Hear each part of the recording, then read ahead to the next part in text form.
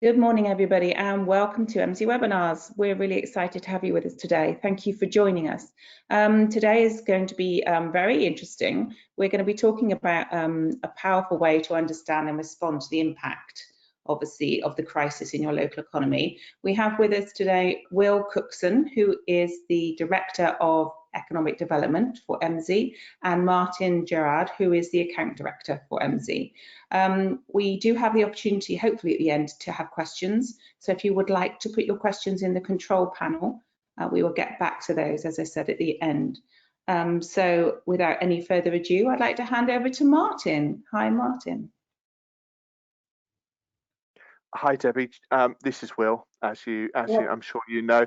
I'll kick off just to do the intro, and then Martyn's going to take us through the response tracker. So I just wanted to welcome everyone that's joined us today and take you through the agenda. First of all, we'll introduce Emsi for those that don't know us. We'll look at the methodology that underpins the exposure index, which will soon be launched within our analyst tool, and we'll point you towards further resources that are also available. So yes, introducing Emsi. If we can go to the next slide. For those that don't know us, our mission is to help people make more informed decisions about the world of work. We do that in a number of ways, but really what we're primarily trying to achieve is a connection between people, education, and the world of work, i.e. employers. And we do that within the context of local economies. And we do that through, if we go to the next slide, bringing together a range of different data sets which can be used to help you understand your local economy. On the one hand, we have structural data, labour market information that we model into a proprietary data set, and then we put that alongside sources of big data, job postings and profile analytics. And then we work across a range of organisations that fall into the worlds of economic development, and we help them with their planning activity, education and skills providers, where we help them to understand their local economy in regards to their curriculum and their service offer, and then also working directly with employers to help them with understand workforce planning and recruitment activity. You'll also see on that slide, Emsi skills are listed as another data set. We'll come back to that on a future webinar where we'll be digging into that in more detail. So the goals for this session, 3 key objectives. Help you to understand the COVID-19 exposure index, which, as I mentioned earlier, is going to be launched within the analyst tool. A lot of work's gone into this, but I'd like to talk through what underpins it. Then Martyn will take us through the response tracker. So we'll have a sneak preview of that within the analyst tool, talk you through it, and then we'll point you towards further resources that are also available. So understanding the methodology that sits behind the exposure index. Just to say, this is kind of the result of a lot of work that's gone in to supporting our customers throughout this period, since February really. And where we've got to is we've developed, through our consulting work, we've worked with local authorities and local enterprise partnerships to help them understand their local exposure really to the negative impacts of the pandemic. So what does it mean? What sits behind it? Essentially, that index is looking at how much different jobs have been exposed to disruptions caused by the pandemic and the resulting lockdown. And obviously, we talked today on the verge of a new national lockdown. So everything that's in here, and obviously an extension to the furloughing scheme. So everything that's in here is still very much relevant. There are obviously ways in which this potentially will evolve over time, but for now, we're confident that this gives really good view of what's happening locally. So what are we looking at? We're taking into account the level of furlough within different industries. The ONS measure, which is the need for physical proximity in jobs. The dependence on affected market demand, i.e. are your customers, the people that use your service, are they still able to access your service? A dependence on affected supply chains. If your supply chain's affected, then potentially the product or service that you provide will be affected. And presence of key worker roles, which means that some jobs will carry on regardless of a lockdown, while others may be heavily disrupted if they don't have that presence of key workers. So what we look in terms of what underpins it, obviously it's that blend of labour market intelligence. We're drawing in big data in terms of job postings. We're trying to identify industries and occupations in the local economy that are facing the greatest risk to jobs and earnings. And we're using a variety of measures that we've employed with customers to help them understand short-term impacts, mid-term exposure, and essentially the potential long-term recovery as it relates to the current pandemic. Next slide, please. So there's two ways in which we are looking at exposure, and I'll start with occupations. The main distinction in regards to when we're looking at occupations is that we're looking at 4-digit SOC, so quite a granular level of occupations that's linked through to job postings. Why are we doing that? Well, that will provide an indication of which occupations are important in your area and how affected they could be from the pandemic and the economic situation resulting from it. The time frame we've decided to use is from December 2019, and then that will be updated monthly. Currently it will have October 2020, and then at the beginning of December we'll have the full month for November, so the most recent month. We started from December 2019 because that links to when our claimant count data goes back to, and also it's clearly before the impact of the pandemic in February. So the December's fixed, the October would become November and move on month. Key metrics that we're using, and these will be familiar to many of our customers. Location quotient, that's a measure of comparative advantage. So comparing your area or the region that you've selected versus the national picture. So a location quotient of 1 would mean that you have exactly the same proportion of those occupations as you would find within the national average. Anything from 1.2 becomes more significant, 2 would mean twice as many, so on. So yes, the other thing to mention is when we're looking at occupations, we're obviously looking at the exposure index. This reflects how affected an occupation has been in relation to the pandemic, subsequent lockdown, and the economic impact of those. Next slide, please. I won't go through this in huge detail. I'll just draw out what the differences are. So this is obviously looking at exposure by industry. Again, location quotient is a key measure. The other thing that we're drawing on is gross value added, GVA. That will be GVA 2016 from January. Next year, it'll be 2017. We do have a slight delay on our GVA, but for good reason, and that's because it's modelled down to local authority area and to 4-digit industry classification. The other key thing that the industry data will do is, rather than drawing and being mapped across 2 job postings, it will give you the granular picture of job volumes in regards to industry. So you can filter it by job volumes or by location quotient to understand the presence of those industries in your area. Obviously, it will still contain the exposure index, which I mentioned previously. So now what we're going to do seamlessly, he says, is reintroduce Martyn and hopefully jump straight into our analyst tool. So this is the regional response module. Now, this will be opened up for customers on the 13th of November.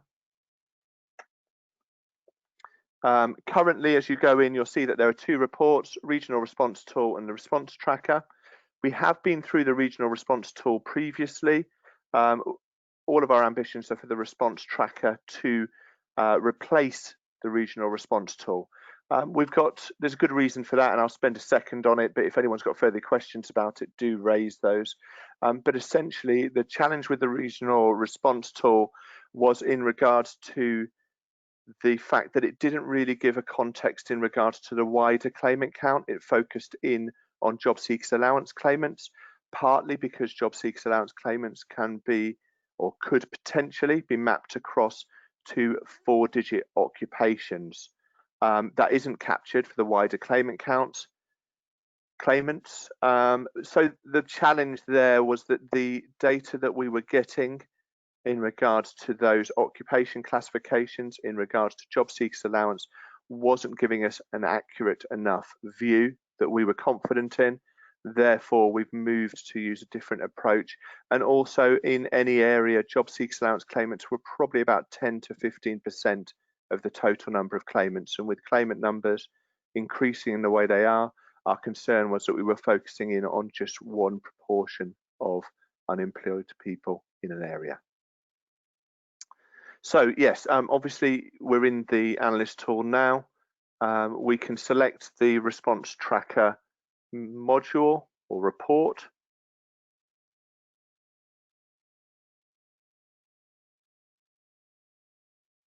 And we can select an area, we can do that by, if you want to select a LEP area, you can go into groups, select a LEP geography. If you want to build it up from local authority area, you can do.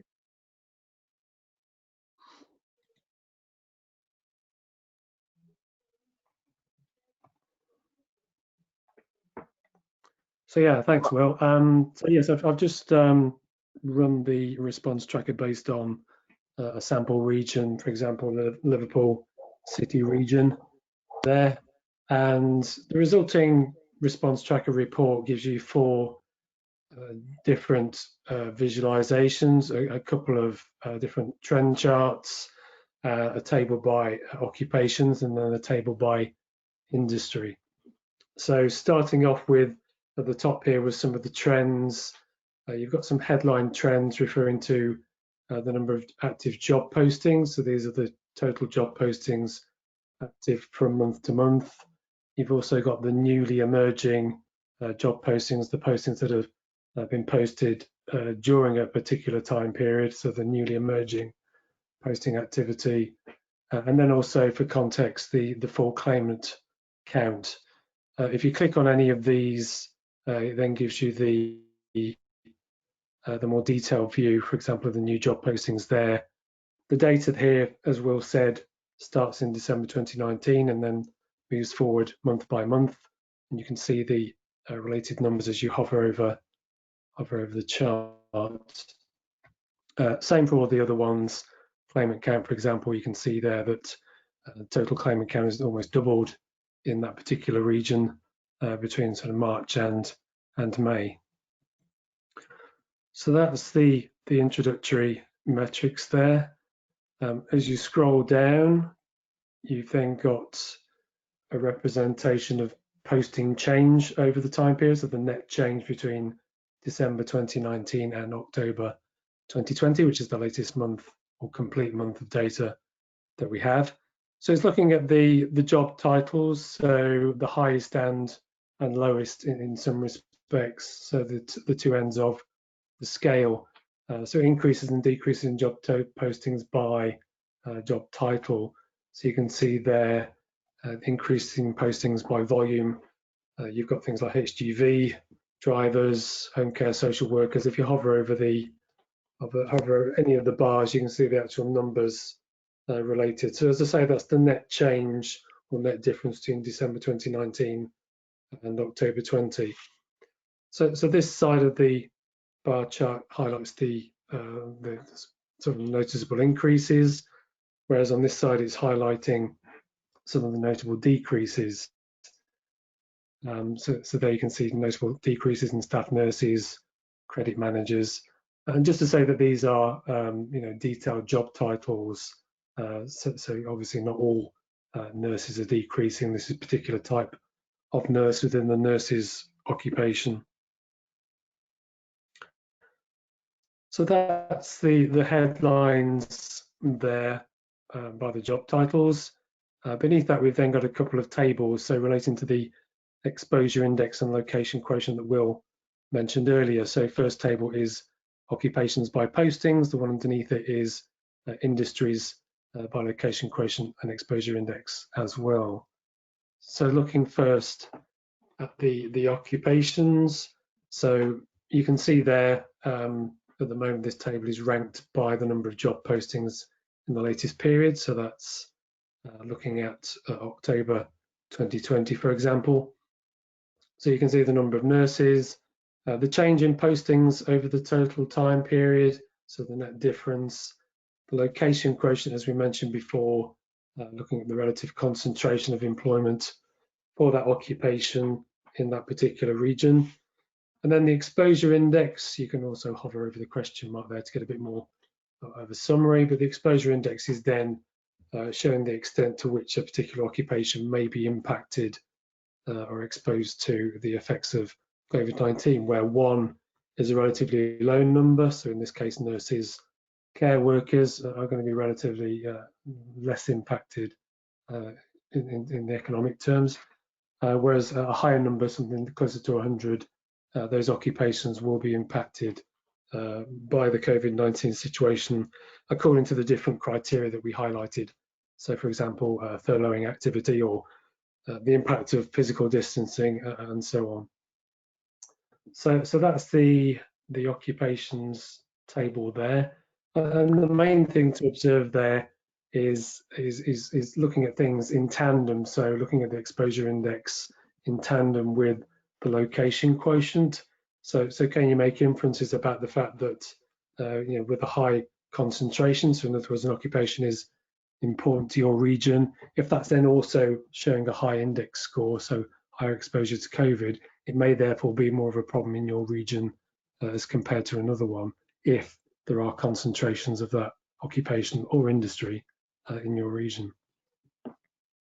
So that's the occupation table. Beneath that then is a similar table for industries. So instead of job postings, we're looking at the context in terms of the number of jobs. So historically looking, because obviously we don't know exactly what the impact of jobs will be for now, but looking at the historical context of jobs in 2019 and the projected number of jobs for 2020 to understand where most employment lies according to industry, and then comparing that again with location quotient. So you can see particular types of manufacturing there being highly concentrated in the Liverpool City region, and also the context of GVA.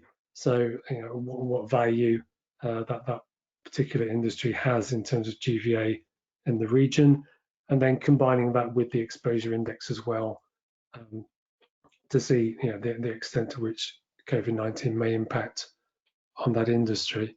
So the tables look across a number of measures, both for the occupations and the industry table, to see in concert which one of those indicators is together is suggesting there may be issues or significant impacts for your region.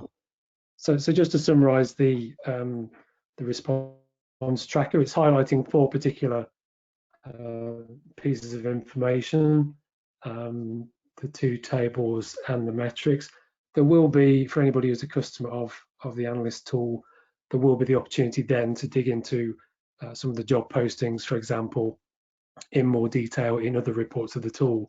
But in terms of the response tracker, this is at the moment is the main information that we're presenting in that tool.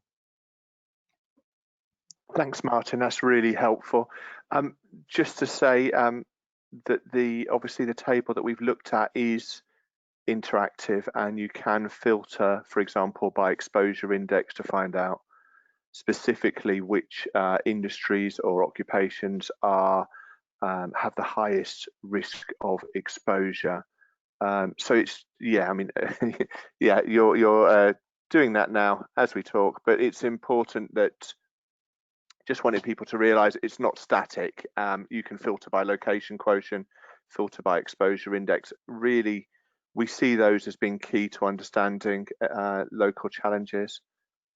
But yes, thank you for the tour through the report, Martin. It's really helpful. Now we're seamlessly going to go back to our slide deck. Yes, as I mentioned previously, officially launches on the 13th of November. Do make contact with Martin if you've got questions on the report once you have access to it. If you're not a customer and you'd like to learn more about our analyst tool, including this report, do make contact with myself. Really keen to get feedback from customers. This is a starting point and an evolution of the work we've done to date throughout this period. And we provided a lot of free reports initially. We then went on to do specific pieces of work through our consulting team to help organisations understand local exposure. And then what we've done is we've built that into our analyst tool, which is the journey we like to go on with product development. We go to the next slide. Potential applications. Again, maybe stating the obvious. Obviously, this can help you to track the current local situation month on month. Help you to understand what the likely impact will be in terms of key industries by obviously using that location quotient to draw out industries that are important to your area. Identify which occupations are most exposed.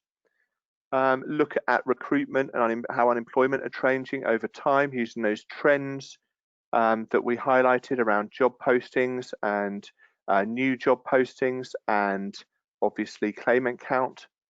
And obviously what we're hoping is that organisations will use this in regards to supporting their recovery planning and to obviously track the evolution of the situation.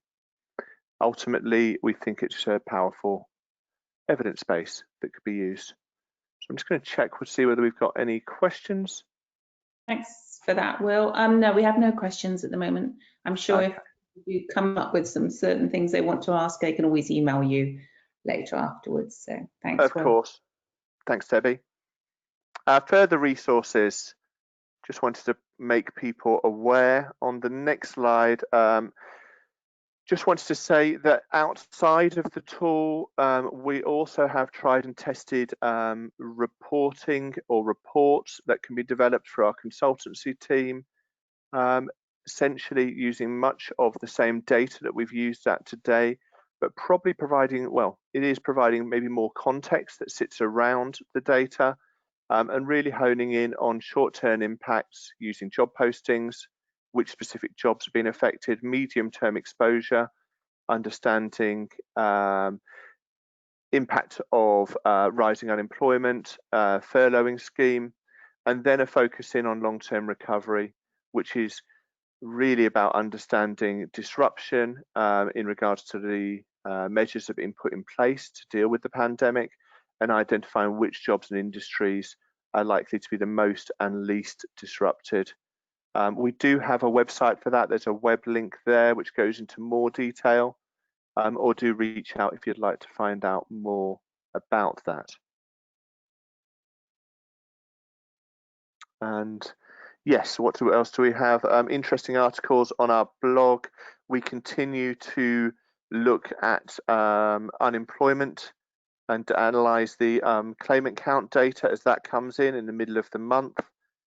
We've got a new section on our website, which I've mentioned already, around the our response to supporting organisations around the crisis.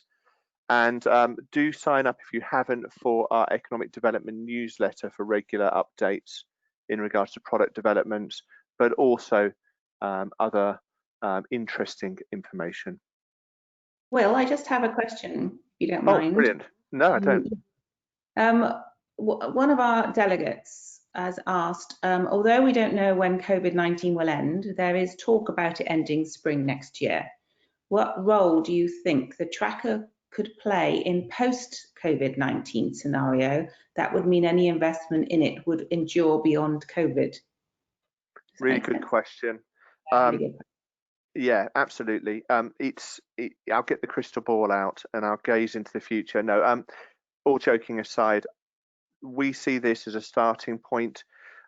We know, for example, that new things are going to come into play from early next year, and there are underlying issues that will be very important to understand within the context of the impact of measures that were put in place around COVID-19. We also know that underlying issues like automation and Brexit are also going to need to be understood within that context, and most importantly, within a local context.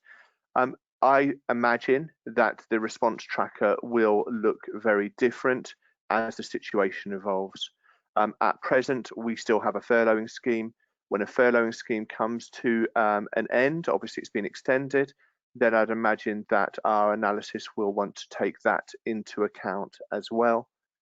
If we see that there are changes as things start to get better, and let's all hope that they do, and spring would be amazing for that, as things start to evolve and change, then our measures will have to evolve and change with it. So we are where we are. The response tracker provides an accurate view of that, and it helps to our customers and organisations to understand that. Obviously, with time, that will evolve, and we'll need to evolve the metrics that we're employing, but also the reporting that we can provide. One thing that is worth mentioning, and I did mean to mention it earlier on, but it does relate to this, is that there's obviously a lag in terms of structural data and that becoming available to help us understand the impact of this year. Because of that, as we get into next year and further into next year, more insight will be available in regards to this year. What we're planning to do is, normally we would update our structural data at the beginning of the year, and then we would do it at the beginning of the next year. Because this year has been so unusual, we're looking to do that at least twice next year, and potentially quarterly. And I think that gives an indication of where we're at. We know this year has been very unusual. We do think that a lot of the impact that's been felt in this year will carry on into next year. Obviously, we would love for changes to, and there will be changes, but changes to take place from spring. But as things do evolve, then our reporting will have to evolve alongside that. Sorry, very long-winded answer, but I did want to mention our plans around structural data and how we will be analysing that in 2021. That's really helpful, Will. Thank you. Okay, I just wanted to thank Debbie and Martin, and thank everyone that's joined us on the webinar today. As we said previously, do reach out if you have further questions or if you'd like to find out more. Thanks a lot.